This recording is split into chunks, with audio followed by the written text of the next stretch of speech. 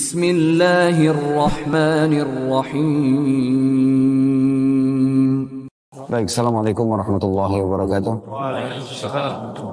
Alhamdulillah, tidak henti-hentinya lisan kita selalu memuji dan memuja Allah atas segala nikmat yang Allah limpahkan kepada kita, terutama nikmat kesempatan. Kita lahir di muka bumi ini, Bapak Ibu sekalian, memang untuk mengabdi dan beribadah kepada Allah dan tidak ada tujuan lain.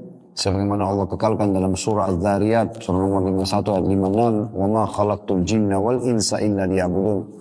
Aku tidak ciptakan jin dan manusia kecuali hanya untuk mengabdi dan beribadah kepadaku. Memang kita di muka bumi ini untuk sholat, untuk puasa, untuk haji dan umrah, untuk sedekah, untuk zikir, berdoa, dan semua jenis ibadah. Sementara makan, minum, tidur, belanja, dan segala macam ini adalah pernak-pernik kehidupan. Jadi sebenarnya harus kembali kepada tujuan utama, dan inilah orang yang beruntung dunia dan juga akhirat. Dan saya yakin Allah subhanahu wa ta'ala memilih kita di antara sekian banyak hambanya untuk mengisi waktu-waktu kita selama 9 hari perjalanan kita ini dengan beribadah di kota suci Madinah Munawwarah, dan juga mengerjakan ibadah umrah dan juga memperbanyak ibadah sekaligus puasa di kota Mekah. Alhamdulillah atas nikmat ini. Saya menganjurkan diri saya dan mengingatkan teman-teman sekalian agar memperbanyak doa, terutama mohon agar Allah memanjangkan umur dan sering mengulang-ulang untuk datang ke kota suci ini dan mengerjakan ibadah. Allahumma amin. Lanjutnya kita panjatkan salam hormat kita kepada utusan Allah Nabi besar Muhammad sallallahu alaihi wa alihi wa sahbihi wasallam, sebagaimana Allah telah perintahkan kita untuk mengucapkan salam hormat tersebut, dan tentunya sebagai balas jasa 23 tahun dari masa hidup beliau dihabiskan untuk agama ini, 13 tahun di kota Mekah ini semuanya dengan hinaan, cacian, dan juga puncaknya diusir dari kampung halamannya. Dan kita tahu betapa pedihnya orang kalau diusir dari kampung halamannya, dan 10 tahun fase Madinah semuanya penyempurnaan agama, akhirnya sampailah kepada kita dan kita bisa menikmati perintah dan larangan Allah, juga yang dibolehkan halal dan yang haram, semuanya sudah jelas buat kita. Baik, saya akan bahas Bapak Ibu sekalian karena kami sudah bagikan buku yang Allah mudahkan disusun dari ceramah kami di dahsyatnya Ramadan. Dan karena kita berada di bulan Ramadan, saya ingin membedah buku ini sebenarnya ya. Kalau Bapak Ibu sudah baca, Alhamdulillah, buku ini dibagi dua kebetulan. Ya, setengahnya adalah susunan dari ceramah kami, setelahnya lagi ditambah karyanya Syekh Utsaimin rahimahullah. Ya, jadi setengah buku ini digabung dari dua. Kalau di buku kami lebih kepada keutamaan, kalau di tulisan Syekh Utsaimin rahimahullah ini tentang masalah fikih-fikih yang berhubungan dengan masalah puasa. Baik Bapak Ibu sekalian, bulan yang sedang kita ada ini bulan yang luar biasa, dahsyatnya dan mulianya.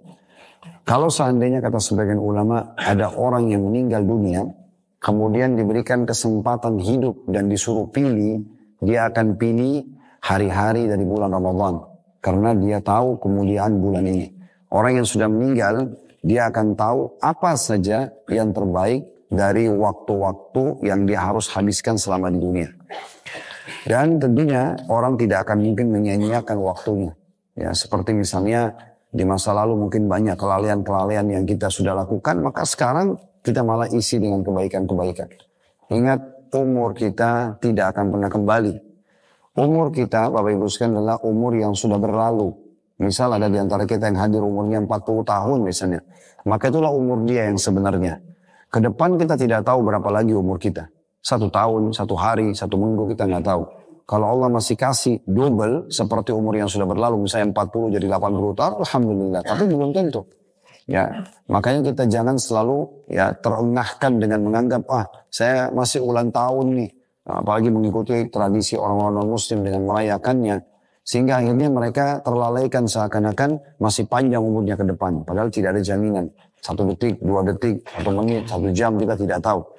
Dan perlu saya garis bawahi bahwasannya kalau kita pertemukan Bapak Ibu sekalian antara jumlah orang yang ada di dalam rumah sakit, dari pasien dan semua tenaga medis yang ada di situ, bahkan security-nya dan seterusnya, semua dikumpulkan, tetap orang yang lula lalang di depan rumah sakit lebih banyak. Artinya meninggal dalam kondisi sehat banyak. Jangan pikir nanti kita masih di IGD atau UGD baru kemudian kita meninggal dunia. Tidak Bapak Ibu sekalian, setiap saat ajal itu kalau datang maka akan menjemput kita. Kalau orang yang sudah meninggal sekarang ada yang dihidupkan dari kuburan, kemudian diberikan kesempatan, tidak usah sehari, setengah jam aja mereka hidup, maka pasti mereka akan memaksimalkan beribadah. Tidak akan lagi mau cari restoran favoritnya, tidak akan lagi mau cari baju bermerek, tidak akan lagi mau kumpul sama keluarganya. Kalau cuma setengah jam dia dihidupkan lalu dia tahu dia akan mati lagi, saya yakin dia akan memperbanyak istighfar, dia akan banyak sholat, dia akan banyak ibadah apapun. Kalau dia punya uang dari rekening semuanya akan disedekahkan. Karena dia tahu dia tidak akan pernah hidup. Kalau seorang dokter memvonis, ini contoh yang lain, memvonis seseorang mengatakan maaf menurut ilmu medis umur Anda tinggal sehari saja. Mungkin ya, karena memang menurut hitungan medis ini penyakitnya tidak akan sembuh atau dan segala macam pertimbangan misalnya. Saya yakin orang seperti ini, kalaupun ada orang datang menyampaikan kepada dia, si fulan sedang menggibah kamu, si fulan sedang memfitnah kamu, maka dia tidak akan peduli lagi. Dia tidak akan peduli lagi dengan siapapun yang menyerangnya. Bahkan kalau perlu di saat itu dia berusaha untuk beribadah yang terbaik. Maka kita tidak perlu tunggu vonisan dokter. Karena Allah mengatakan, فَإِذَا جَاءَ أَجَلُهُمْ لَا يَسْتَأْخِرُونَ سَاعَةً وَلَا يَسْتَقْدِمُونَ. Kalau ajal mereka datang, maka tidak akan pernah diterlambatkan sesaat dan tidak akan dimajukan sesaat. Siapapun Anda tidak akan pernah terlambat. Di detik itu, di tempat itu, di waktu itu kita akan meninggal. Di hari kiamat Bapak Ibu sekalian, penyesalan akan terjadi pada 3 golongan. Yang pertama, orang-orang kafir, munafik dan orang musyrik. Ini abadi. Penyesalan mereka abadi karena mereka masuk ke neraka dalam kondisi khalidina fiha, kekal selamanya dalam siksa itu dan tidak akan pernah ada toleransi. Dalam sebuah hadis kata Nabi SAW, ahli neraka nanti kesakitan, menjerit dan mereka terisak-isak dan memohon-mohon kepada penjaga neraka dari kalangan malaikat, tapi malaikat tidak menjawab mereka selama 40 tahun. Tetap mereka selama 24 jam disiksa. Orang kalau di penjara dunia mungkin digemukin setengah jam, 1 jam udah selesai. Habis itu ada waktu istirahat, ada waktu makan, ada waktu olahraga, ada waktu melakukan banyak aktivitas gitu ya, di penjara. Kalau neraka tidak seperti itu Bapak Ibu sekalian. Semuanya 24 jam siksaan. Tidak pernah berhenti. Jadi orang konyol kalau dia mengatakan tidak apa-apa saya masuk neraka dulu nanti toh saya masuk surga. Ini semua pernyataan karena dia tidak tahu bagaimana dahsyatnya neraka itu. Golongan kedua yang menyesal adalah usatul mu'minin. Orang-orang mukmin yang banyak dosanya. Sehingga timbangan amal antara dosa sama pahala lebih berat dosanya. Ini akan menyesal karena masuk neraka dulu. Dan Allah berfirman tentang hari di akhirat. Yawma inda rabbika ka'alfi sanatin mimma ta'udun. Satu hari di sisi Tuhanmu nanti di hari kiamat adalah sama dengan 1000 tahun waktu kalian di dunia. Artinya kalau orang mendapatkan jadwal 1 hari masuk neraka. Disiksa 1000 tahun kali 24 jam non-stop. Kemudian kata Nabi SAW, setelah 40 tahun malaikat akan menjawab, mengatakan tidak ada toleransi ya untuk kalian. Maka mereka pun memanggil Tuhan mereka Allah. Di mana Allah punya sifat Ar-Rahman, Ar-Rahim, yang maha pengasih dan maha penyayang. Allah itu sangat sayang dengan kita semuanya. Tetapi bagi orang-orang yang mau mendekatkan diri kepadanya, orang-orang yang taat, sifat pengasih dan penyayang tidak berlaku kepada para pembangkang. Ya, sangat bodoh orang kalau terus buat dosa, lalu dia berlindung di sifat Allah, Rahman, Rahim. Harusnya dia berada di sifat ya syadidul iqab. Allah maha berat siksaannya. Ya, halimun syadid. Siksaannya sangat menyedihkan, ya, memilukan, menyakitkan. Itu yang harus dipegangi itu ya. Maka orang seperti ini akan dibersihkan dulu di neraka baru masuk ke surga. Kemudian golongan ketiga yang akan menyesal adalah orang-orang beriman yang masuk ke surga. Ini juga ada yang menyesal. Ya, karena apa? Karena mereka yang banyak melalaikan amal-amal saleh, kesempatan-kesempatan beribadah, baik sedekah, haji dan umrah, zikir, berdoa, apa saja, baca Quran, selalu dilalaikan sama dia. Maka nanti dia menyesal. Menyesalnya kenapa? Setelah dia masuk surga misalnya, dia tidak masuk neraka dulu, dia masuk surga. Kalau kita anggap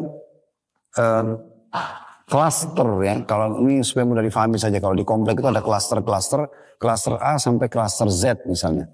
Klaster A beda sama B, B beda sama C, pokoknya makin tinggi misalnya sampai ke Z itu yang paling lux gitu ya.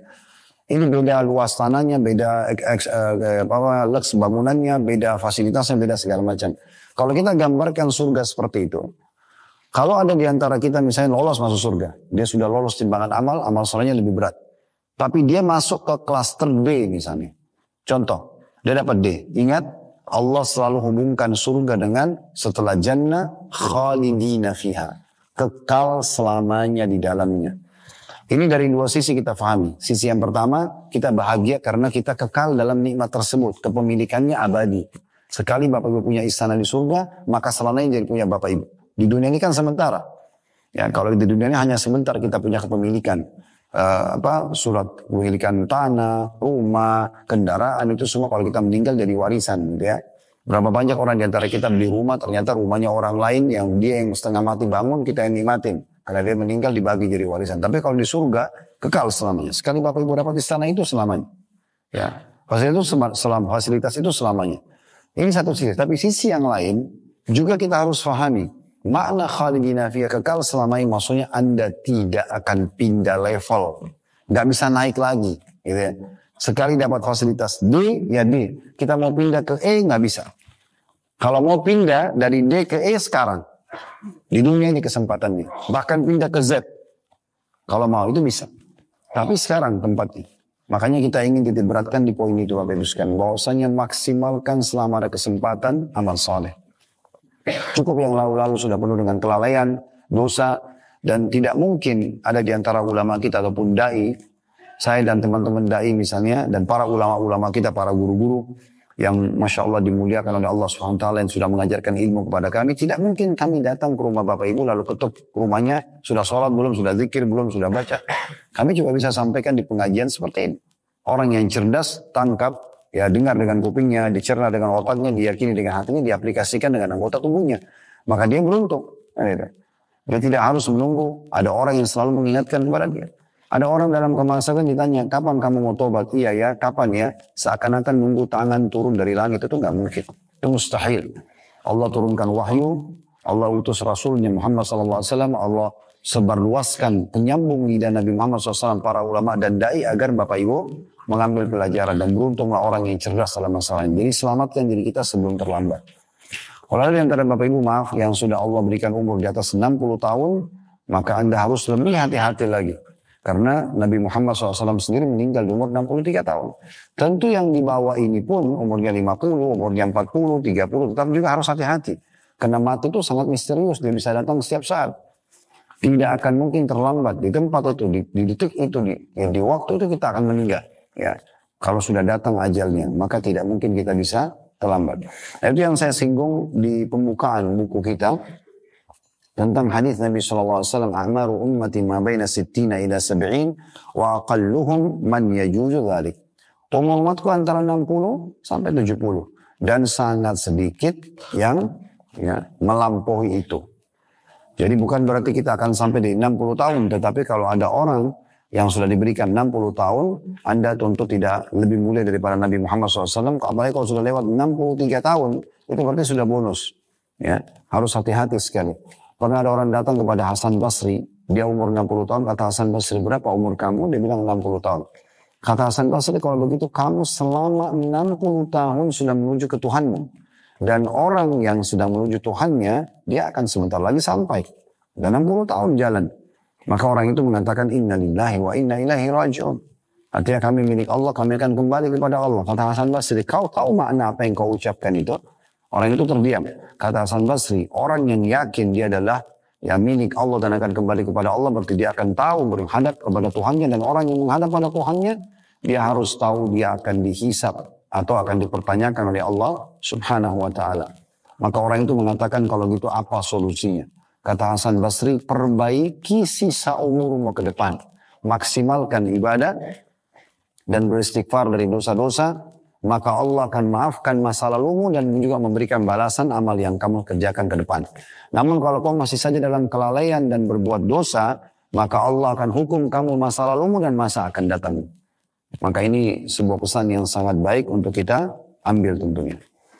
Baik, di halaman selanjutnya, di halaman 2, kalau yang pegang buku, ini coba lembaran demi lembaran kita buka ya.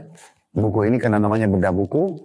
Ada, saya angkat sebuah ayat dalam surah Al-Qasas surah nomor 28 ayat 68. Orang buka yakhluqu ma yasha wa yakhtar ma kana lahumul khiyarah subhanallahi wa ta'ala amma yusyrikun. Dan Tuhan menciptakan dan memilih apa yang dia kehendaki bagi mereka atau manusia. Tidak ada pilihan. Maha suci Allah dan maha tinggi dia dari apa yang mereka persekutukan.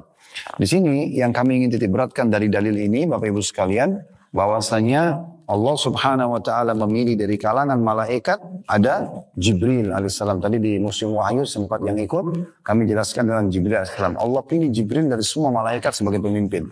Allah pilih dari kalangan manusia para nabi-nabi dan rasul. Ya, kemudian Allah pilih dari bulan-bulan, ya itu adalah bulan Ramadan.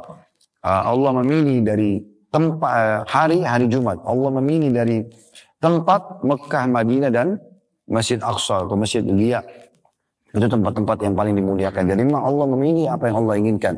Beruntunglah orang yang memaksimalkan tempat-tempat dan waktu yang telah Allah Subhanahu wa taala siapkan ini.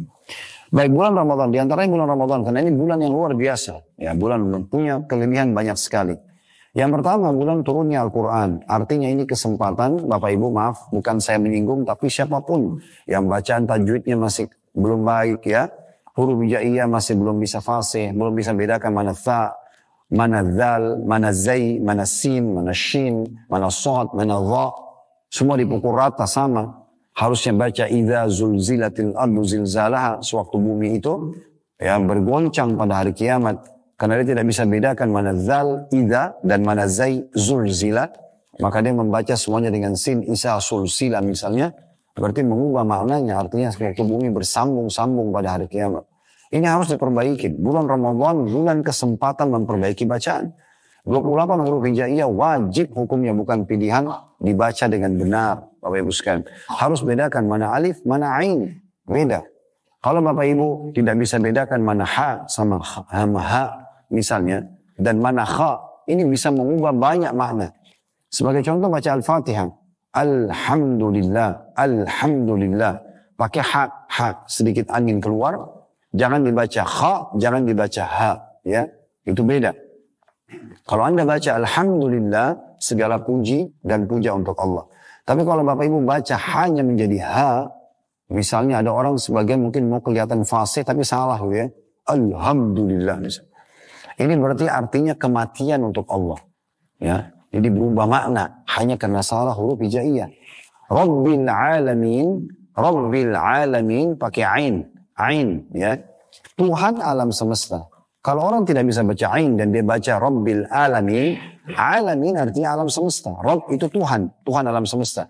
Kalau diganti ainnya menjadi alif, kita mengatakan Rabbil alamin, Tuhannya orang-orang sakit. Berubah maknanya. Maka ini saatnya belajar Bapak Ibu sekalian. Apalagi maaf yang sudah sepuh. Kalau bacaan Qur'annya masih belum baik, belajar mulai sekarang. Ini bulan untuk belajar. Bulan ini adalah bulan Allah buat jadikan sebagai bulan training terbesar di dunia. Ya, ini luar biasa. Pengawasnya langsung Allah Subhanahu wa taala, stafnya semua para malaikat, dan ini bulan ya semua orang, pesertanya paling banyak di dunia. Anda kalau punya perusahaan atau kerja di perusahaan, saya yakin kita ada istilah upgrading ya. Bagaimana kita mengupgrade kualitas, walaupun kita atau staf kita sudah cum laude atau teori di kampus, tetap di saat dia sudah masuk di kampus ada pelatihan-pelatihan. Biasanya ikut lembaga pelatihan untuk meningkatkan skill dia, gitu ya. Itu sudah umum. Makanya ada pelatihan seminggu, 2 minggu. Ada kadang-kadang berapa bulan pergi ke luar negeri biasanya untuk latih diri. Ini untuk pulang ke perusahaan bawa output yang positif gitu ya dari sana. Nah Ramadan itu bulan pelatihan yang luar biasa. Luar biasa. Kita pergi ke benua Eropa, Amerika, Australia, Asia, di Afrika sama. Semua muslim lagi lakukan program untuk mencapai target utama Ramadan, yaitu mencapai tingkat ketakwaan. Allah berfirman dalam surah Al-Baqarah ayat 183, ya ayyuhalladzina amanu kutiba alaikumus syiyamu kama kutiba alal ladzina min qablikum, targetnya la'allakum tattaqun. Hai orang beriman, telah dibuatkan kalian program puasa sebagaimana dibuatkan program untuk orang-orang sebelum kalian agar kalian, di sini sebenarnya terjemahnya wajib ya, telah diwajibkan untuk kalian puasa sebagaimana diwajibkan untuk orang sebelum kalian. Tapi saya bacakan, saya coba datangkan makna program supaya kita faham ini memang adalah program. Ini memang program agar kita semua menjadi lebih sehat, menjadi lebih dekat, agar dekat kepada Allah, agar kalian mencapai tingkat ketakwaan. Maksudnya ketundukan kepada Allah Subhanahu wa ta'ala. Nah ini dimaksudkan Bapak Ibu sekalian. Jadi itu targetnya. Juga tentunya kita perlu faham Al-Quran ini Bapak Ibu sekalian memiliki 4 hak dari kita. Ya, di lembaran setelahnya itu kita menyebutkan tentang masalah hak-hak Al-Quran. Namun sebelumnya ya, di halaman 4 itu ada hadis. Ya, Nabi SAW sendiri juga menjadikan Ramadan sebagai momentum untuk belajar Al-Quran. Nanti akan kita sebutkan 4 hal yang harus kita titik beratkan untuk Al-Quran. Yaitu dikatakan oleh Ibnu Abbas radhiyallahu anhuma, karena Rasulullah sallallahu alaihi wasallam ajwadan nasi wa kana ajwadu ma yakunu fi Ramadan hina yalqau Jibril wa kana yalqau fi kulli lailatin min Ramadan fayudarisuhu al-Qur'an. Fala Rasulullah sallallahu alaihi wasallam ajwadu bil khairi min ar-rihil mursala. Ini hadis yang sahih. Ada pun di bawah diriwayatkan oleh Tirmidzi. Artinya Rasulullah SAW adalah manusia yang paling dermawan, terutama pada bulan Ramadan. Nah ini bulan Ramadan, kenapa Nabi SAW khususkan dibandingkan yang lain? Karena tahu kemuliaannya. Ketika malaikat Jibril alaihissalam menemuinya pada setiap malam di bulan Ramadan, ketika Jibril mengajarkannya Al-Quran, sungguh Rasulullah SAW orang yang paling dermawan daripada angin yang berhembus. Maksudnya lebih cepat daripada angin dalam bersedekah. Ini disebutkan ada 2 faedah dari hadis, bahwasanya Nabi SAW lebih dermawan lagi di Ramadan, lebih suka sedekah. Dan kemarin saya lihat tidak semua ikut ya. Jadi kalau memungkinkan mumpung masih di Mekah, kami sudah tunjukkan dan teman-teman Mutawif bisa temani. Bapak belum tidak sempat ikut kemarin, ada beberapa yayasan sosial resmi di Mekah ini. Ada untuk Al-Quran, ada untuk pengobatan gratis, ada untuk iftar atau buka puasa orang, ada segala macam hal program itu bisa didatangi. Tapi kalau untuk buka puasa bisa nanti juga partisipasi insya Allah di program yang kita sudah buat besok ya di lokasi buka puasa di Masjidil Haram. Baik, kita masuk Bapak Ibu sekalian. Al-Quran Anda harus memberikan 4 hak ini. Yang pertama Anda baca. Baca aja terus. Ngerti nggak ngerti artinya baca. Dan ini harus berurut 114 surah. Al-Fatihah pertama, Al-Baqarah kedua, Al-Imran yang ketiga, Al-Nisa yang keempat, Al-Maidah kelima, Al-An'am yang keenam. Terus begitu ya. Al-Anfal, Al-A'raf, Al-An'am, kemudian terus At-Taubah, Yunus, sampai surah nomor 114 An-Nas. Ini berurut. Bapak Ibu ngerti nggak ngerti artinya baca. Yang penting bacaannya benar. Tadi dimulai daripada huruf hijaiyahnya. Jangan malu untuk belajar Bapak Ibu sekalian ya. Karena banyak orang bahkan di taklim sudah lama hijrah, sudah lama ikut taklim, tapi begitu dites bacaannya betul-betul bacaan Qur'annya kacau balau. Jadi Anda harus mendahulukan bagaimana bisa bacaan sholatnya salah. Bagaimana bisa baca Al-Quran tidak benar. Sementara ini asas nomor 1, fondasi umat Islam mengambil hukum. Ya. Jadi harus betul-betul belajar Bapak Ibu sekalian. Dan dalilnya adalah hadis Nabi SAW, Iqra al-Quran fa innahu ya'ti yawmal qiyamati syafi'an li ashabi. Rutin baca Al-Quran itu. Mulai berurut. Dari surah 1 sampai 114. Khatam ulangi lagi. Terus begitu. Karena Al-Quran itu akan datang sebagai penolong bagi pembacanya pada hari kiamat. Walaupun tidak mengerti artinya ya. Di sini cuma mengkhatamnya saja. Dan Nabi SAW mengatakan dalam hadis yang lain, Al-mu'min alladhi yaqra'u Qur'ana wa ya'malu bihi kal utrujja. Orang mukmin yang baca Quran dan mengamalkan isinya seperti buah utrujja. Nah kebetulan kita ada di Mekah. Kalau Bapak Ibu lagi masuk di supermarket misalnya ya, kalau di tower clock itu, di tower jam, ada di lantai 4, kemarin saya tunjukin teman-teman ikut kegiatan sosial, saya bilang lantai 4 ada abraj, ada kayak small, besar supermarket. Itu kalau Anda masuk, Anda tanya aja pegawainya, mana utruja. Ada buah seperti pir ya. Nabi SAW kasih gambaran orang mukmin yang baca Quran dan mengamalkan isinya seperti utruja. Ta'muha tayyib wa rihuha tayyib. Baunya wangi, rasanya manis. Dia pokoknya mirip dengan pir. Kalau Anda tidak ke sana bisa juga searching di Google buah utruja, akan keluar fotonya insya Allah ya. Nah ini perumpamaannya. Artinya dengan keimanannya dia manis, kemudian juga dengan membaca Qur'annya, dengan membaca Qur'annya dia baunya wangi, dan dengan mukminnya maka rasanya manis. Wal mu'min alladhi la yaqra'ul Qur'ana wa ya'malu bihi kat-tamra ta'muha tayyibun wa la riha laha. Sementara orang mukmin yang tidak membaca Al-Qur'an tapi dia mengamalkan isinya. Ini seperti buah kurma, tidak ada baunya tapi rasanya manis tapi tidak memiliki bau yang wangi. Kemudian hadis yang selanjutnya kata Nabi SAW bagi orang yang mahir dalam membaca, tadi saya bilang usahakan mahir mulai dari huruf hijaiyah. Setelah itu dikembangin dengan mempelajari ilmu tajwid. Itu tidak lama kok ya. Yang mana idgham, mana ikhfa. Ini harus belajar, bukan pilihan Bapak Ibu sekalian. Harus, hukumnya wajib belajar. Kata Nabi SAW, Al-mahiru bil-Qur'ani ma'as safaratil kiramil barara. Walladhi dhakkara Qur'ana wa yatata'ta'u fihi wa huwa alaihi syaqun lahu ajran. Seorang yang lancar membaca Al-Quran akan bersama dengan para malaikat yang mulia. Dan senantiasa selalu taat kepada Allah. Jadi kalau Bapak Ibu mahir membaca Al-Quran, maka Anda kedudukannya sama dengan malaikat-malaikat yang patuh kepada Allah. Dan orang mukmin yang baca Quran sementara dia memiliki kesulitan terbata-bata, maka dia akan mendapatkan 2 pahala. Maksudnya didobelkan.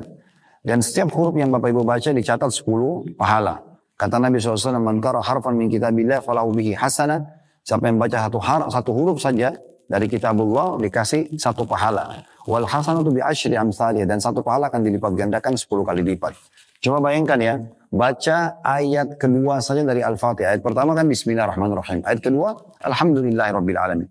Alhamdulillah, alif, lam, ha, mim, dal. Alhamdulillah.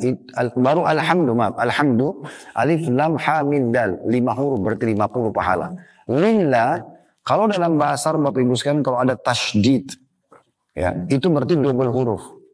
Lillah itu, kalau kita lihat tulisan dalam Al-Quran, lam, ha. Cuma 2 lamnya. Sebenarnya dia 3 lamnya. Tapi dalam bahasa Arab untuk meringankan orang menyebutkan, maka disatukan lalu dikasih tasydid. Itulah lillah. Berarti dia 4 huruf ini, lillah itu. Artinya 40 pahala. Ditambah dengan alhamdulillah tadi, 50 pahala. Berarti kalau digabung 90 pahala baru alhamdulillah. Rabbi sama, ada tasydidnya. Asal katanya robaba. Ada double ba, cuma disatuin jadi pakai tasydid. Berarti 3 huruf ya. Tadi 90 tambah 30 berarti 120 pahala. Alamin, alif, lam, ain, alif, lam, mim, ya, nun. 8 huruf ini. Berarti 80 pahala. Alhamdulillah Rabbil Alamin 200 pahala.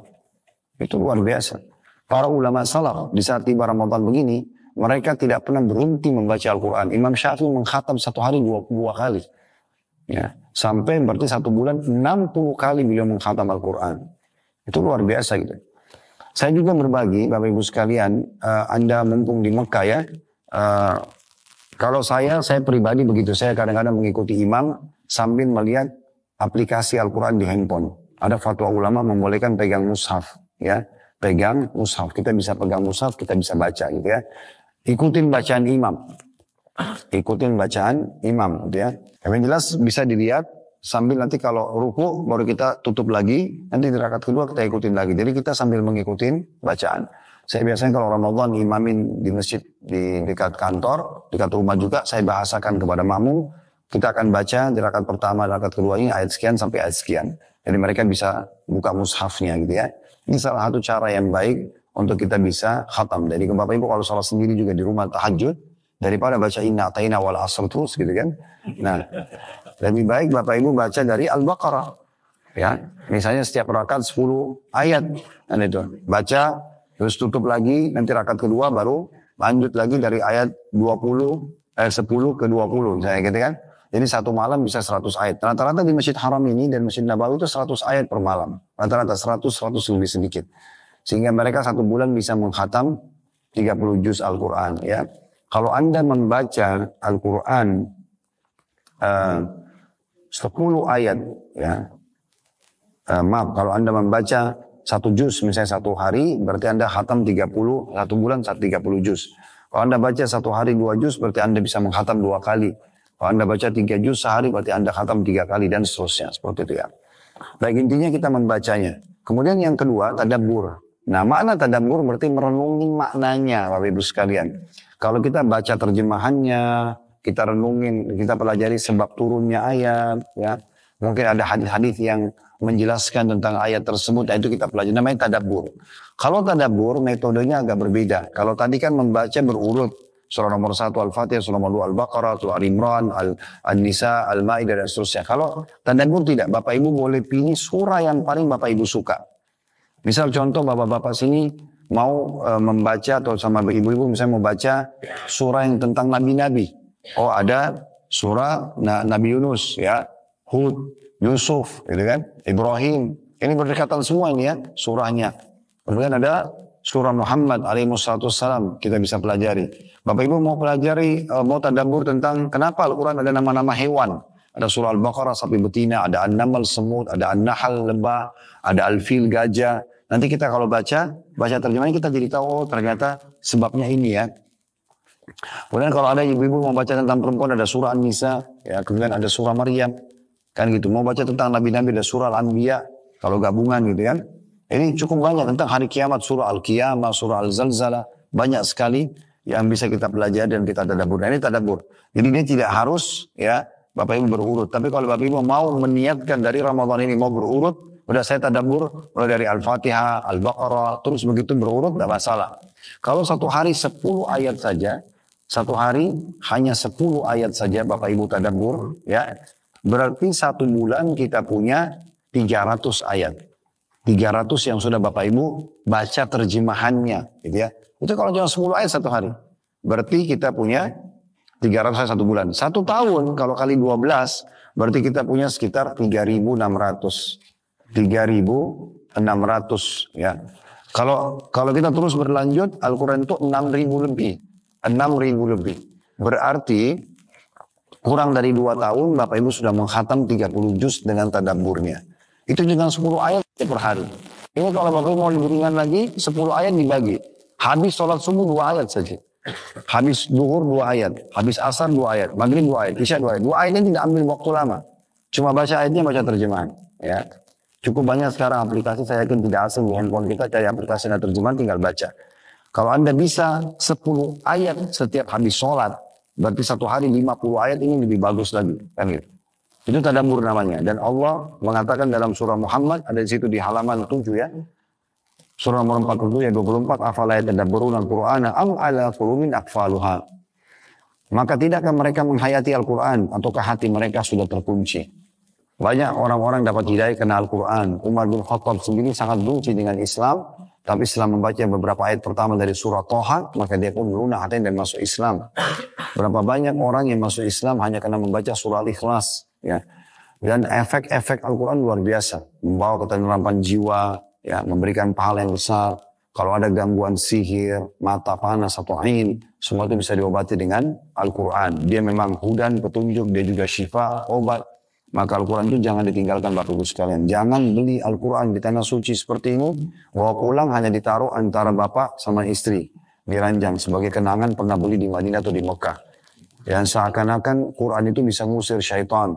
Quran fisiknya nggak bisa ngusir syaitan. Ya. Terbukti kalau Bapak Ibu nggak bisa tidur malam, coba baca Qurannya. Ngantuk nggak? Siapa yang buat ngantuk? Tadi sebelum baca Quran tidak ngantuk. Begitu baca Quran pasti ngantuk. Syaitan, ada syaitan di situ. Ya, Quran itu akan berfungsi kalau dibaca. Ayat kursi dipajang di dinding tidak bisa ngusir syaitan. Menghiasi rumah iya, bagi hiasan. Tapi ngusir syaitan tidak bisa. Dibaca baru bisa. Makanya kita tadabbur di situ. Baik, itu makna daripada tadabbur. Kemudian yang ketiga Bapak Ibu sekalian, menghafalnya. Ini juga usahakan selalu bertambah hafalan-hafalan kita. Metode yang paling sederhana mirip dengan tadabbur. Bapak Ibu tidak usah menghafal berurut 1 sampai 114.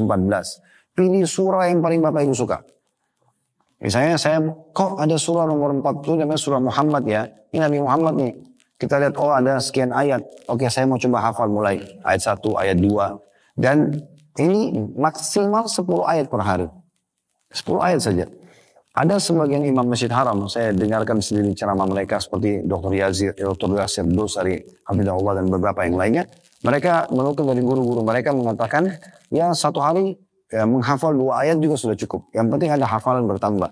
Jangan lewatkan satu hari tanpa ada tambah hafalan gitu ya. Jadi supaya ada tambahan yang kita bisa baca dalam sholat atau kita muraja di kendaraan pada saat kita lagi jalan, itu sangat penting. Nah, metode menghafal, kalau Bapak Ibu hafal 10 ayat per hari dengan cara membagi tadi subuh 2 ayat, duhur 2 ayat, asar 2 ayat, maghrib 2 ayat, asya 2 ayat. Berarti Anda punya 10 ayat per hari. Ini kalau dikali 1 bulan berarti ya Anda punya 300 ayat hafalan. Kali setahun 12 bulan berarti 3.600 ayat. Sama tadi dengan tadabbur, kurang dari 2 tahun Anda sudah hafal 30 juz. Tapi Ustaz, itu kan bisa dilupa. Anda tidak akan lupa kalau Anda niatnya mau baik menghafal. Imam Haram aja yang sudah lama menghafal Quran kadang-kadang masih lupa sambungannya. lalu diperbaiki oleh orang di belakang, itu normal. Tapi tidak ada orang lupa semuanya. Ya, Al-Quran tersebut kecuali memang dia sangat lalai atau ahli maksiat dulunya baik, lalu ahli maksiat bisa lupa. Jadi usahakan hafalan ini bisa kita tambah. Sebagian ulama menukil mengatakan tanda-tanda di surga itu sesuai dengan jumlah ayat-ayat Al-Quran. Maka dalam sebuah hadis yang sahih akan dikatakan bagi para penghafal Al-Quran, bacalah sebagaimana pernah kau baca di dunia, sesungguhnya kedudukanmu di akhir ayat yang kamu baca. Maka mulai dia baca dari ayat pertama Al-Fatihah sampai ayat terakhir An-Nas. Dan akhirnya dia sampai ke derajat tertinggi di surga. Ini bagi para penghafalnya. Juga di halaman 8 saya sebutkan hadis tentang masalah keutamaan menghafal Quran. Kata Nabi SAW, Yajihul Qur'anu yawmal qiyamah fayaqulu ya Rabbi hallihi fayulbasu tajal karama. Thumma yaqul ya Rabbi zidhu fayulbasu hullatal karama. Thumma yaqulu ya Rabbi irda anhu fayarda anhu fayuqalu lahu ikra warqa wa tuzalu bikulli ayatin hasanah. Al-Quran akan datang pada hari kiamat lalu dia akan berkata, Al-Quran akan bicara, kita akan lihat wujudnya pada hari kiamat. Ya Allah berikan dia perhiasan, ini orang yang hafal aku, berikan dia perhiasan. Lalu Allah pun memberikan seorang hafid Al-Quran mahkota kemuliaan. Lalu Al-Quran berminta lagi, ya Allah tambahkan untuknya. Lalu dia pun diberi pakaian perhiasan kemuliaan. Kemudian dia minta lagi, Quran minta lagi, ya Allah ridholah untuknya. Atau ridholah padanya. Kalau Allah ridho berarti Allah tidak akan menghukum. Ya. Dan Allah akan berikan maksimal fasilitas. Allah pun meridhoinya. Lalu dikatakan kepada para hafid Quran tersebut, bacalah dan naiklah. Akan ditambahkan untuk pahala dari setiap ayat yang kamu baca. Yang terakhir, yang keempat, Bapak Ibu sekalian, mengamalkan isinya. Mengamalkan. Jadi banyak orang sudah tahu Al-Quran, tapi dia tidak praktikkan isinya. Padahal sebenarnya mengamalkan bagian daripada hal yang ditekankan sekali. Untuk kita mengamalkan isinya. Makanya kalau Anda dengar para ulama-ulama kita selalu mengatakan, ayo ibadah sesuai Al-Quran dan Sunnah. Maka kembali kepada rujukan Al-Quran dan juga dilengkapkan dengan As-Sunnah. Yang kedua, selain bulan suci Al-Quran adalah bulan Ramadan adalah bulan Al-Quran, kita harus lebih dekatkan diri kepada Allah dengan Al-Quran. Maka yang kedua adalah bulan amalan terbaik, yaitu puasa. Yang Bapak Ibu akan lagi lakukan sekarang, jangan lakukan dalam kondisi terpaksa. Jangan menyambut Ramadan dengan persepsi negatif. Misal nggak sih, oh panjang banget 30 hari. Itu semua dari syaitan. A'udzubillahi minasyaitonirrajim. Coba Anda nikmatin saja jalan, insya Allah akan aman dengan sendirinya. Seperti kita sudah lalui beberapa hari, nanti sudah akhir bulan. Ya. Seperti itulah. Yang penting kita tawakal, kita melakukan, maka insya Allah akan aman. Dan ini adalah amal yang paling besar pahalanya.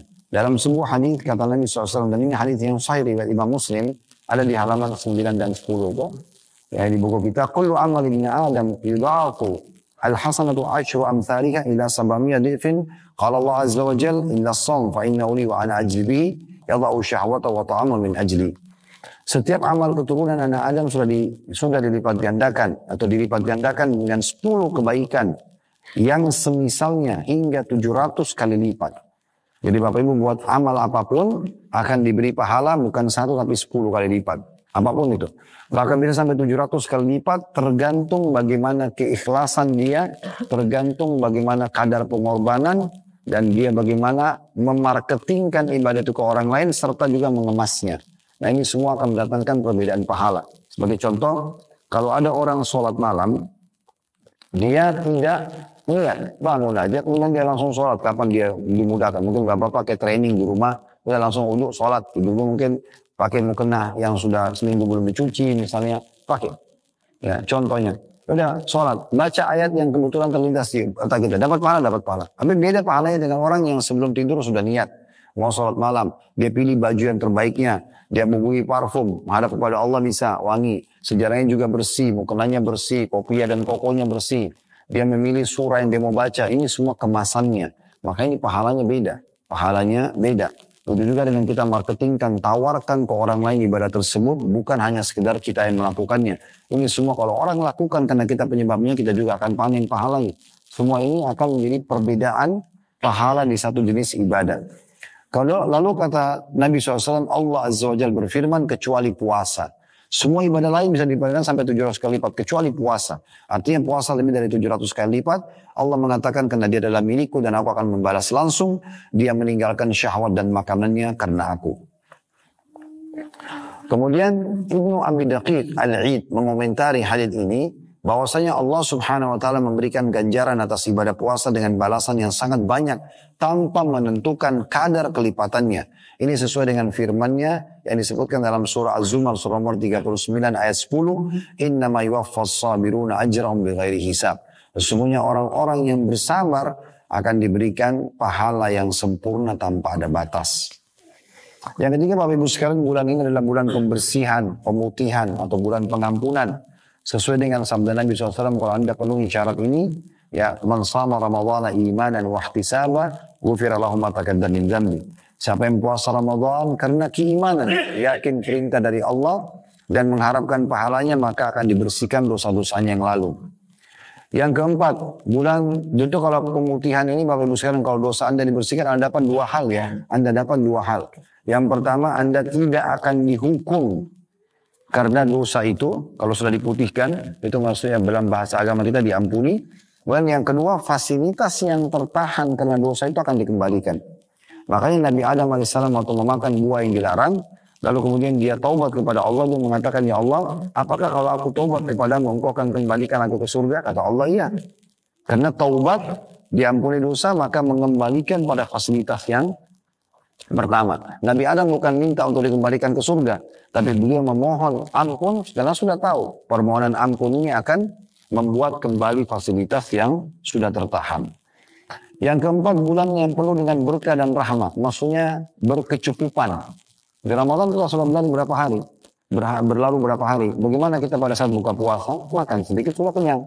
Kadang-kadang bahkan sahur kita sudah tidak mampu makan, itu cuma makan sedikit. Kan itu. Keberkahan Allah kasih. Waktu terasa panjang sekali. Gitu kan? Itu keberkahan semuanya supaya kita bisa maksimalkan dalam ibadah. Rasulullah SAW bersabda pada saat Ramadan datang di masa hidup beliau, "Qad ja'akum syahrul Ramadan syahrul mubarak."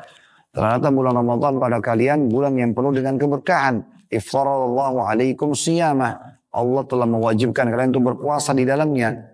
Lalu beliau sebutkan keutamanya ini sekaligus masuk keutamaan yang kelima, keutamaan yang keenam, dan keutamaan yang ketujuh. Yaitu, fihi yuftahu fi abwabul jannah. Di Ramadan khusus iklan resmi. Dibuka pintu pendaftaran masuk ke surga. Yang kita sekarang masih ada dalam masa pendaftaran ini. Jadi ibaratnya kalau orang mau daftar kerja di satu perusahaan atau mau daftar kuliah di satu kampus, lalu dibuatlah ada iklan di spanduknya, dibuka pendaftaran dari tanggal 1 sampai 31 Januari misalnya. Orang yang daftar pada saat itu lebih dekat untuk diterima, gitu kan?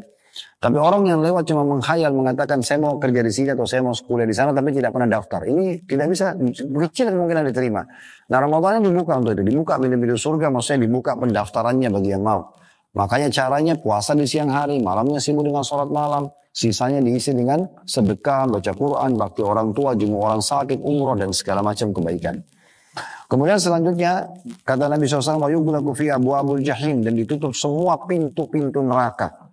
Nah, ini sejalan dengan hadis Nabi SAW, sungguhnya di Ramadan ada malam-malam di mana Allah melepaskan, membebaskan hamba-hamba dari api neraka. Dan itu terjadi pada setiap malam dari malam-malam Ramadan. Sekarang Bapak Ibu bisa jadikan doa. Kalau dalam bahasa Arab, Allahumma a'tiq riqabana minan nar. Biasanya Imam Haram berdoa di witir itu, di antara doa itu mereka baca. Di antara doa ini juga sering dibaca. Ya Allah, bebaskan kami dari api neraka. Beranjak daripada hadis Nabi SAW, Allah memiliki hamba-hamba yang dibebaskan dari api neraka setiap malam dari malam-malam Ramadan. Kemudian dikatakan, وَتَغَلُّ فِي syayatin, dan juga dibelenggu semua syaitan-syaitan. Artinya mereka tidak leluasa untuk menggoda, seleluasa menggoda di luar Ramadan. Tentunya ya.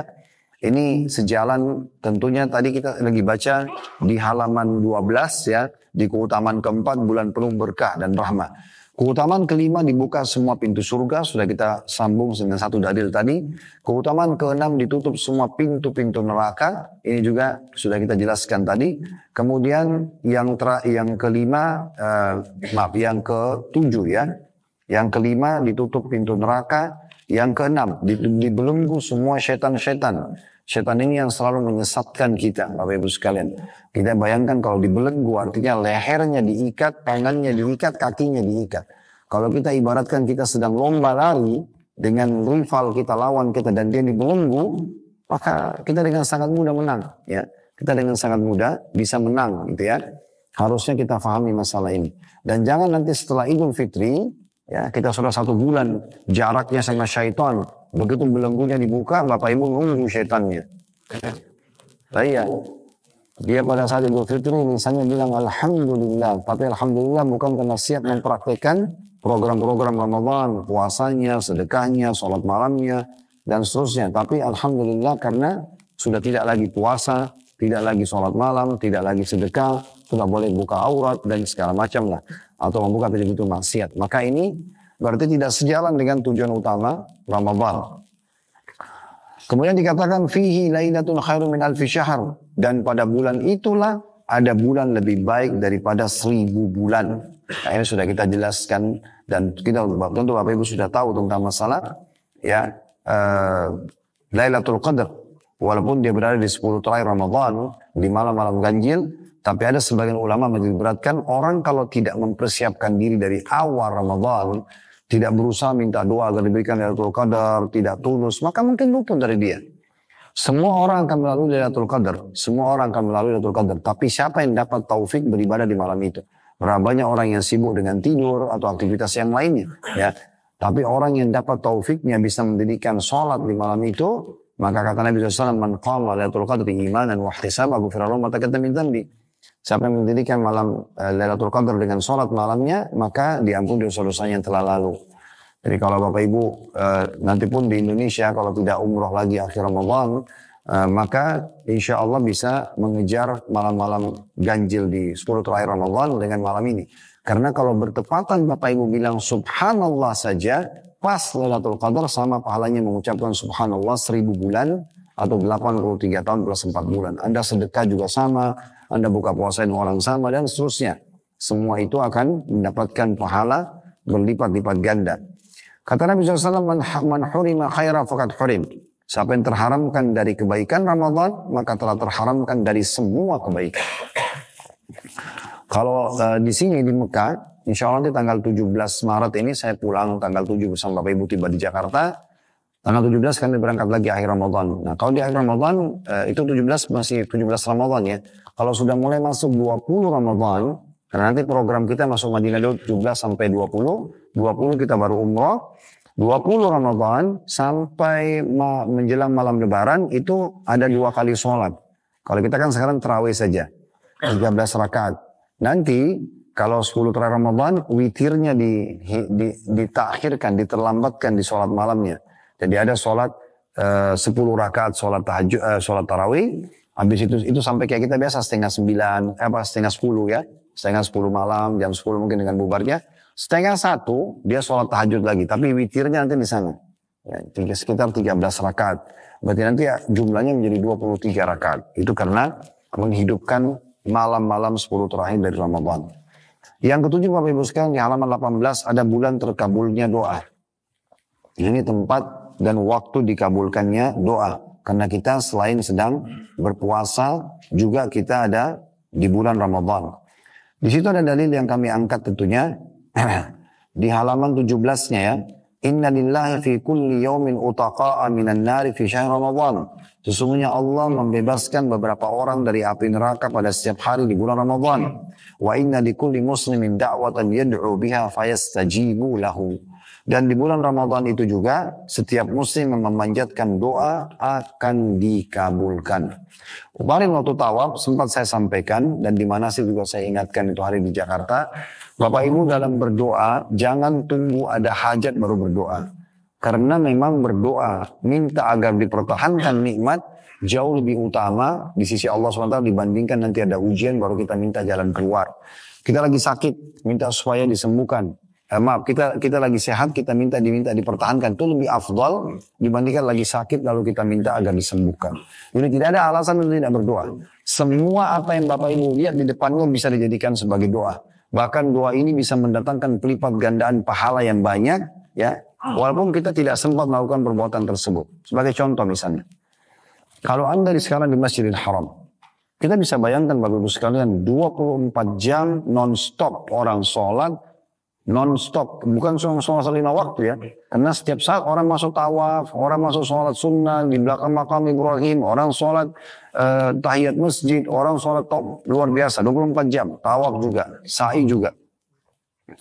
Kalau Bapak Ibu cuma bilang, oh Masjid Haram bagus ya, atau besar ya, misalnya ramai jemaahnya, berapa banyak pahala yang dapat oleh Raja Saudi yang mengurus masjid ini? Tidak ada manfaatnya buat kita, tidak ada manfaatnya juga buat kerajaan Saudi yang membangun masjid. Tapi Anda bisa tunggangi kesempatan emas doa ini untuk meraih pahala sama dengan mereka. Coba renungi baik-baik berapa menit ke depan, berapa detik saja ya. Ini hadis luar biasa. Kata Nabi SAW, manusia 4 tingkatan. Tingkatan pertama yang paling baik, kata Nabi SAW, afdhalul manazil. Kedudukan yang paling tinggi di sisi Allah adalah orang yang Allah kasih 2 hal, ilmu dan harta. Sudah pintar agama, kaya raya. Lalu dia habiskan keduanya di jalan Allah. Ini orang yang paling baik. Harta dipakai untuk bangun masjid, rumah anak yatim, pesantren, segala macam lah untuk kegiatan sosial. Dan juga ilmunya diajarkan. Ini orang yang paling baik. Nah, kita pindah sekarang golongan kedua. Golongan kedua adalah orang yang Allah kasih ilmu tanpa harta. Dia tahu teorinya bangun masjid itu besar pahalanya, anak yatim besar pahalanya, dia tahu. Tetapi dia cuma punya teorinya, dia nggak punya hartanya. Apa kata Nabi SAW? Cuman dia dengan ketulusan hatinya, dia memohon kepada Allah, selain mengatakan, ya Allah, kalau engkau karuniakan aku seperti orang itu, ditunjuk golongan pertama tadi, yang banyak amalnya itu, maka aku akan lakukan yang sama. Apa kata Nabi SAW? Fahuma fi ajri sawa. Dua-duanya sama pahalanya. Sekarang tarik ke kasus Masjid Haram. Daripada Bapak Ibu cuma bilang Masjid Haram ramai, bagus, pahalanya kerajaan Saudi besar. Lebih baik berdoa. Dan betul-betul tulus dalam hati Bapak Ibu. Ya Allah, kalau engkau karuniakan aku seperti yang engkau karuniakan kerajaan orang-orang yang berkuasa, Raja Saudi yang mengurus Masjid Haram, saya akan buat juga yang sama. Kan hadis ini mengatakan, kalau dia tulus dari hatinya, Allah akan kasih pahala yang sama. Itu kan luar biasa. Karena kita untuk jadi Raja Saudi seperti orang mimpi saja kan sudah tidak mungkin. Untuk mengurus masjid, bahkan mereka tidak ada kotak amalnya. Cuma cari, nggak ada kotak amal. Kita mau nyumbang ke masjid, gimana caranya? Nah, tapi dengan doa ini, doa mahal sekali. Bisa kita jadikan itu. Saya beberapa tahun lalu dengan beberapa jemaah Uhud lagi bagi-bagi juga buka puasa di Masjid Haram ini. Sambil buka puasa, saya lihat kiri kanan orang lagi berdoa, orang lagi sibuk buka puasain orang. Ada yang lagi berzikir. Luar biasa gitu. Wah, ini lihat orang tawaf ramai banget. Padat apalagi di 10 terakhir Ramadan itu ramai banget orang tawaf karena mengejar malam-malam ganjil itu kan. Tempat sa'i nggak pernah berhenti 24 jam. Jadi ini pahalanya luar biasa. Lalu saya sempat merenung sebentar, berapa banyak pahala yang didapat oleh orang-orang ini gitu. Saya pernah ketemu sama Dr. Yasir Dosari waktu musim haji, Imam Masjid Haram. Kebetulan kami kenal dan kami minta tolong beliau datang sapa jemaah Uhud, sempat datang waktu itu ya. Tapi Ramadan seperti ini beliau tidak bisa karena padatnya ini biasanya mereka pagi atau siang hari ini muraja ayat yang akan dibaca nanti malam. Jadi mereka tuh semua imam haram di sini Bapak Ibu sekalian kalau mau Ramadan begini mereka dites lagi. Ada pengetesnya lagi supaya bacanya tidak salah gitu ya. Itu ada sendiri. Tapi beliau sempat waktu datang ke hotel kami, terus ngobrol-ngobrol dia bilang, ya Khalid, dia bilang sama saya gitu. Kalau apapun saya bersedia untuk korbankan, yang penting saya tidak berhenti jadi imam di sini. Coba kamu bayangkan orang kalau sholat sendiri 100.000 pahala. Kalau sholat berjamaah dikali 25 berarti 2,5 juta. Dan semua makmum yang jutaan orang itu dipanen pahalanya oleh imam. Bilang, saya mau sedia untuk apa saja yang penting saya jadi imam. Saya sempat berpikir, kita jadi imam haram juga harus bacanya seperti mereka. Di Mekah ini banyak penghafal Quran ya. Tapi yang lolos jadi imam haram itu nggak sembarangan. Kita mungkin nggak bisa jadi imam haram. Tapi kenapa kita nggak niatin dan doa? Kenapa kita nggak bilang, ya Allah kalau engkau karuniakan aku bacaan seperti mereka, aku akan buat yang sama. Antara Bapak Ibu sama Allah. Siapa tahu Allah kasih kita. Sayang banget, saya kadang-kadang Jakarta bilang, daripada kita bilang Masjid Istiqlal, oh itu simbol Jakarta bagus.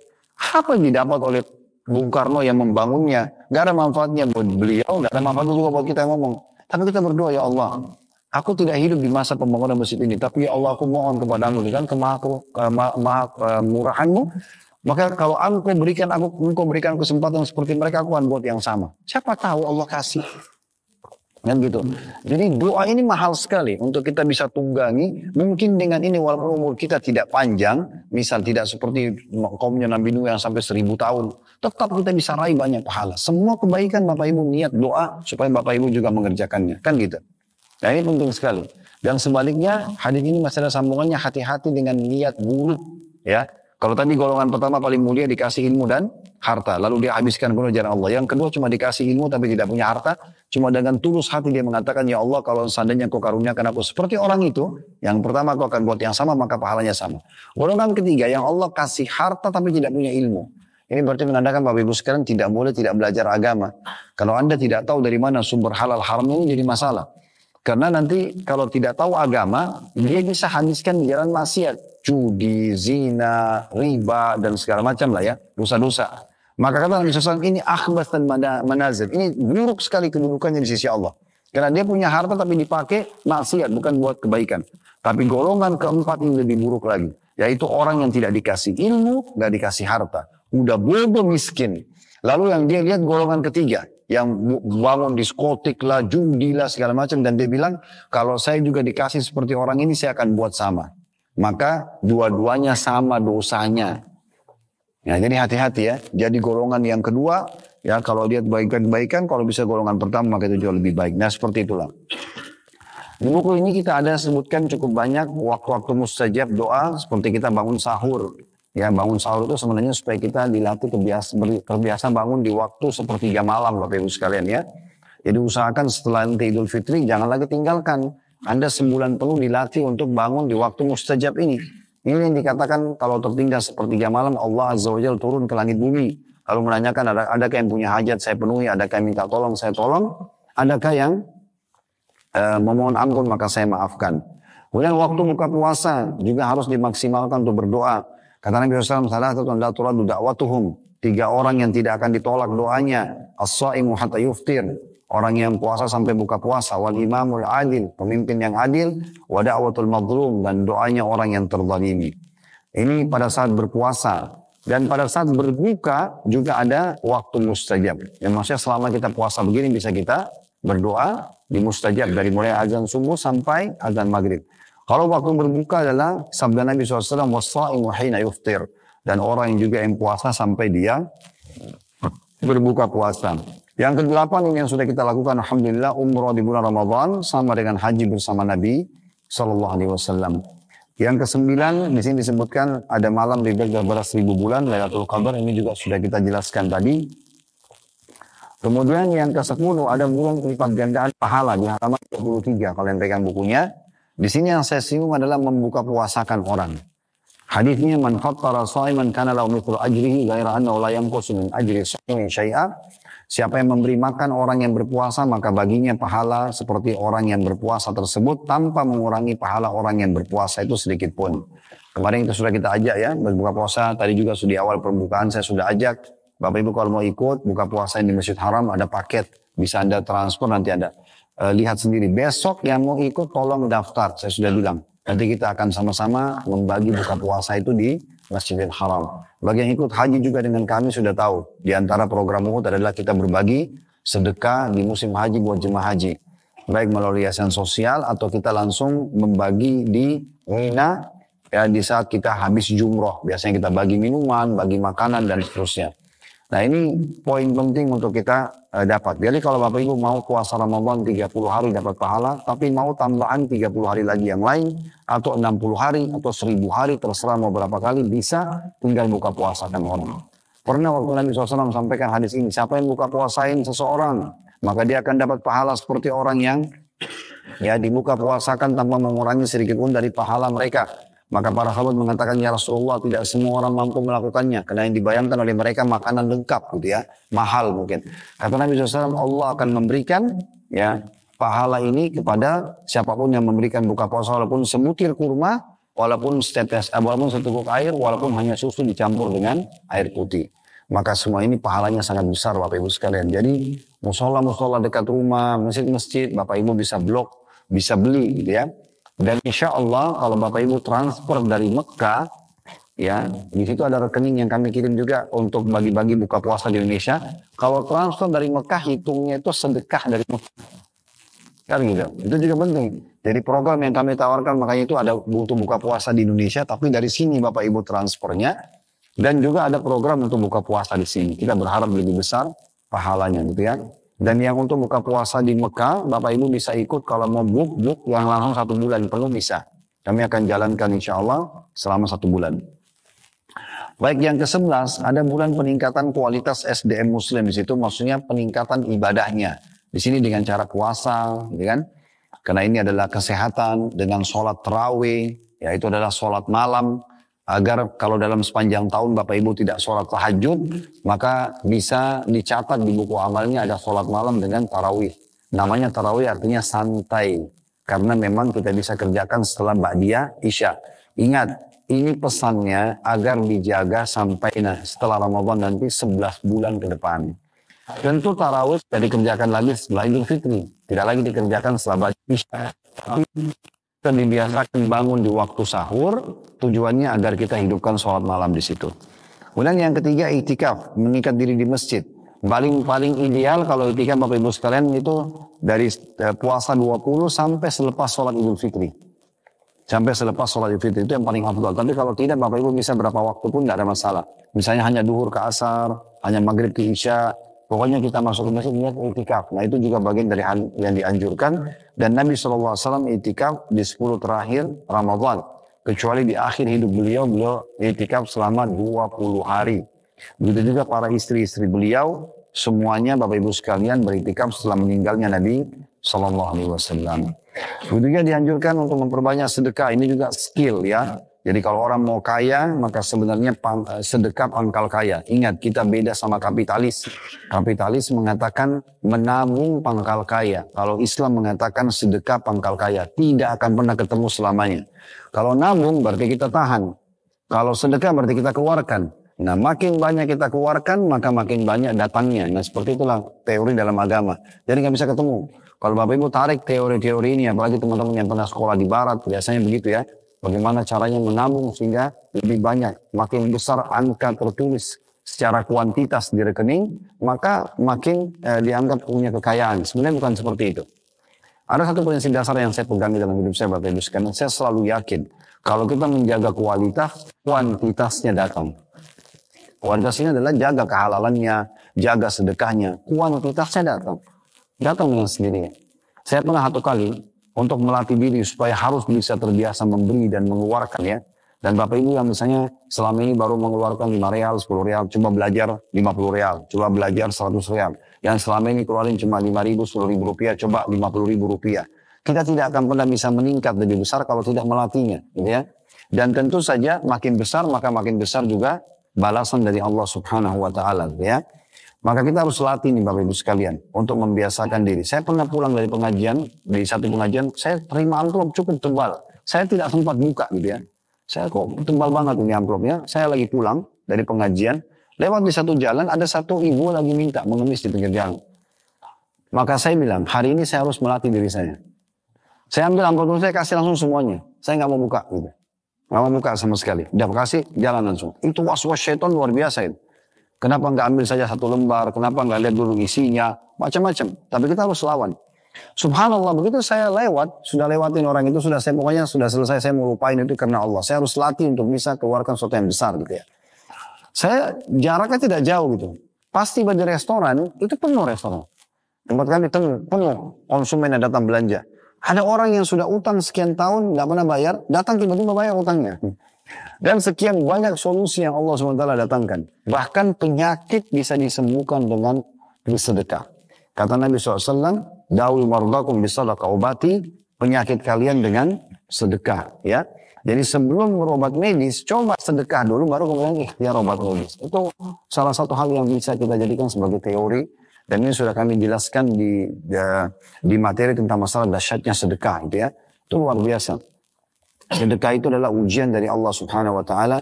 Apakah kita percaya dan yakin bahwasanya yang menyuruh kita kaya raya adalah Allah Subhanahu wa Ta'ala ini akan memberikan balasan atau tidak. Ini kalau kita melihat waktu kita kena terbatas, maka saya akan menjelaskan Bapak Ibu surah Al-Baqarah, surah nomor 2 ayat 261 sampai 274. Saya berharap tolong dijadikan sebagai bahan tadabbur ya. Karena ini bagian daripada bahasan sedekah. 261 sampai 274 surah Al-Baqarah. Panjang lebar dan jelas sekali terjemahannya. Allah suruh kita sedekah ikhlas karena Allah. Allah suruh tidak boleh menyakiti pemberi, orang penerima, tidak boleh menyebut-nyebut pemberian, gitu kan? Tidak boleh memilih-milih hasil panen yang buruk lalu disedekahkan padahal kita sendiri tidak mau mengambilnya.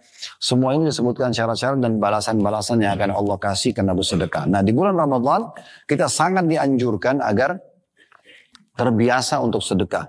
Makanya dikatakan ini salah satu skill ya spiritual yang harus kita jaga. Beri Bapak Ibu sekalian, makin besar Anda kasih, maka makin besar juga datang dari Allah Subhanahu wa taala. Kalau mau dapat ikan paus, pakai kapal tanker ya. Tidak mungkin pakai kail kecil atau jala kecil, itu nggak mungkin ya. Kadang-kadang kotak amal masjid lewat dan dikasih 2.000 sama 5.000 rupiah. Minta sama Allah kesehatan, keturunan, keselamatan dan segala macam hal dengan 2.000 rupiah ya. Dan itu nggak mungkin. Kemudian yang ke-12, ini sudah akhir-akhir ya. Yang ke-12 di halaman 30 ya. Itu tentang masalah bulan pengaturan waktu. Jadi sebenarnya memang Allah Subhanahu wa taala memudahkan kita untuk bisa memanage waktu kita dalam ibadah. Bagaimana kita mengatur dunia dan akhirat kita dengan bulan Ramadan. Dan itu tentu kita bisa atur. Ramadan puasanya tidak harus membuat kita bermalas-malasan, merasa letih. Ingat, persepsi negatif akan memunculkan hal yang negatif. Kalau kita mengatakan saya tidak kuat, saya lemas, saya haus, maka akan begitu. Tapi kalau kita semangat tidak akan ada masalah. Ya itu tergantung daripada niat dan sugestinya. Nah kita dibuat supaya Ramadan ini bisa mengatur waktu kita. Ya, kapan kita makan, porsi makannya, bagaimana kita mengatur ibadah, bagaimana kita membagi antara akhirat kita dengan dunia kita. Kalau kita lagi di Indonesia lagi kerja, sini kebetulan kita lagi libur semua kerja. Tapi teman-teman kalau lagi pulang mungkin kerja, lagi puasa, tetap aja bisa memanage waktu. Nah itu bagian daripada keberkahan Ramadan. Yang ke-13 di halaman 31 itu bulan peredam syahwat. Nah di sini saatnya teman-teman sekalian kita mengontrol syahwat kita dari hal-hal yang haram. Kalau sesuatu yang halal saja, misalnya makan, minum, ya, kemudian hubungan biologi suami istri, tidak boleh di siang Ramadan, apalagi yang haram. Jadi kita dilatih untuk terbiasa mengontrol itu tentunya. Dan ini penting sekali. Bisa dilihat di halaman 32 di bagian paling bawah ada hadis di situ. Kami tuliskan kata Nabi SAW, "Idza asbaha ahadukum yawman sha'iman fala yarfuth wala yajhal." Siapapun di antara kalian yang tiba di pagi hari dalam kondisi puasa, maka jangan dia berkata jorok, jangan bersikap bodoh, ya berbuat hal-hal yang sia-sia. Wa ini imru'un syatamahu aw qatala falyaqul inni sha'im. Kalau ada yang ajak dia bertengkar, ribut, dia mengatakan saya sedang ikut program puasa, supaya bisa mengontrol ya dari hal-hal yang seperti ini. Jadi kita betul-betul dijaga. Kemudian yang ke-14 juga bulan pengendalian emosi. Dan kita tahu penyakit-penyakit berat umumnya muncul dari emosi ya, emosional, stroke, darah tinggi dan segala macam. Bulan Ramadan memberikan kita pelajaran untuk itu. Termasuk dalam hadis tadi yang kita bacakan itu. Bagaimana disampaikan oleh Nabi SAW kalau diajak bertengkar dia mengatakan saya sedang puasa. Dan juga ada satu orang anak muda mengatakan ya Rasulullah tolong wasiatkan saya agar saya hidup bahagia dunia akhirat. Kata Nabi SAW la taghdab, jangan kau emosional. Orang itu bilang apa lagi? Jangan kau emosional. Orang itu bilang apa lagi? Kata Nabi SAW 3 kali la taghdab. Jangan emosional. Ya. Kita harus kontrol itu dan kita kalau emosi biasanya ide kita semuanya buyar. Tapi kalau kita dengan tenang menghadapi masalah maka akan lebih tenang. Nah puasa itu karena kita bisa cukup lama waktu tidak makan tidak minum itu bisa mengontrol emosi. Bisa mengontrol emosi seseorang. Itu juga bagian daripada efek Ramadan. Kemudian yang ke-15 bulan pembentukan kepedulian ya, sosial ya. Di sini kita dianjurkan tadi sedekah dan juga nanti penutupan di akhir Ramadan sebelum Idul Fitri kita ada zakat fitrah. Nah zakat fitrah fungsinya Bapak Ibu sekalian yang kita keluarkan dari makanan pokok kita. Karena kita makanan pokok Indonesia beras, maka kita keluarkan per orang 2,5 kilo. Semua yang ada di rumah wajib dikeluarkan oleh kepala rumah tangga. Misalnya bapak-bapak sini wajib, ada istri ada 2 anak, maka istri dan anak juga dibayarkan. 2,5 kilo dia, 2,5 kilo istri, 2 kilo anak, dua-duanya. Kalau ada pembantu di rumah juga pembantu kita yang keluarkan zakat fitrahnya karena dia tinggal serumah dengan kita. Ada pendapat ulama mengatakan janin kalau sudah 4 bulan di perut juga sama dikeluarkan zakat fitrahnya gitu ya. Bisa dilihat hadisnya. Kira-kira apa manfaatnya zakat fitrah itu? Di halaman 34 ya. Ibnu Abbas berkata, "Farada Rasulullah SAW zakat al-fitr."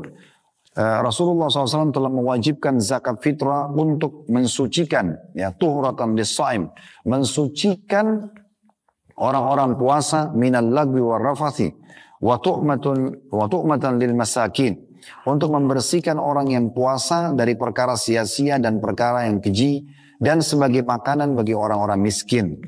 Man addaha qabla sholati fa hiya zakatun maqbulah. Siapa yang mengeluarkan sebelum sholat Idul Fitri maka dia adalah zakat yang diterima. Wa man addaha ba'da sholat fa hiya shadaqatun minas shadaqat.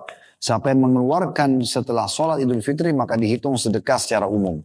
Tapi esensinya adalah zakat fitrah untuk mensucikan diri kita. Ya, pensucian diri di sini dan melahirkan kepedulian untuk kita berbagi kepada orang-orang miskin. Jadi ternyata dengan puasa ini kita baru tahu, oh ada orang-orang yang tidak makan seharian, mereka kelaparan, bagaimana susahnya orang kalau haus ya. Sehingga kita munculkan kepedulian, kita setelah tidak puasa kita berbagi kepada orang-orang. Yang ke-16, bulan pola hidup dan makan sehat gitu ya. Ini seperti hadis Nabi SAW, la tazalu ummati bi khairin ma'ajjalul iftara wa akharus sahur. Umatku akan selalu atau manusia selalu dalam keadaan baik selama mereka menyegerakan buka puasa dan menerlambatkan sahur. Berarti di sini ada pola yang kita atur ya. Jadi kita harus tetapkan cara yang sesuai dengan perintah agama. Kalau Bapak mau berdoa sebelum azan. Azan berhenti berdoa sudah. Ya, kecuali kita baca bismillah buka puasa itu sunnahnya. Jadi sebelum azan kita berdoa. Ya. Nanti yang azan itu bukan saatnya berdoa. Saatnya bismillah ambil kurmanya makan. Dan sunnahnya bisa dilihat di halaman 36. Ada hadis yang kami angkat di situ. Ya, karena Nabi SAW yuftiru qabla an yusalli ala rutabat. Nabi SAW kalau berbuka puasa sebelum sholat maghrib dengan rutab, kurma basah. Ya, ini pertama. Jadi bukan air putih dulu, memang kurma. Makan, walaupun sedikit, makan kurma dulu. 1 butir, setengah butir dimakan, ya. Dikatakan fa'il lam takun rutabat fatumairat. Kalau tidak ada kurma basah, maka dengan kurma kering. Fa'in lam takun tumairat hasawati mimma. Dan kalau bukan kurma kering juga, kalau kurma kering juga tidak ada, maka beliau meminum seteguk air atau beberapa teguk air gitu ya. Ini urutannya. Jadi baca bismillah, tangan kanan makan kurma dulu, baru kita minum air gitu ya. Nah setelah kita makan dan minum, walaupun cuma sebutir kurma sama minum air, baru kita baca dhahabadz dzama, telah hilang rasa haus, wabtallatil uruq, dan telah basah urat-urat saraf, urat-urat, wasabatal ajru insyaallah, dan sudah tercatat pahala insyaallah. Nah ini anjuran juga yang kita bisa lakukan. Begitu juga dengan sahur Bapak Ibu sekalian. Usahakan kita sahur walaupun hanya dengan air. Kalaupun kita telat sekali ya, misalnya tidak sempat makan, maka kita boleh makan kurma atau kita makan yang ringan saja. Sahur itu tidak harus makan yang berat.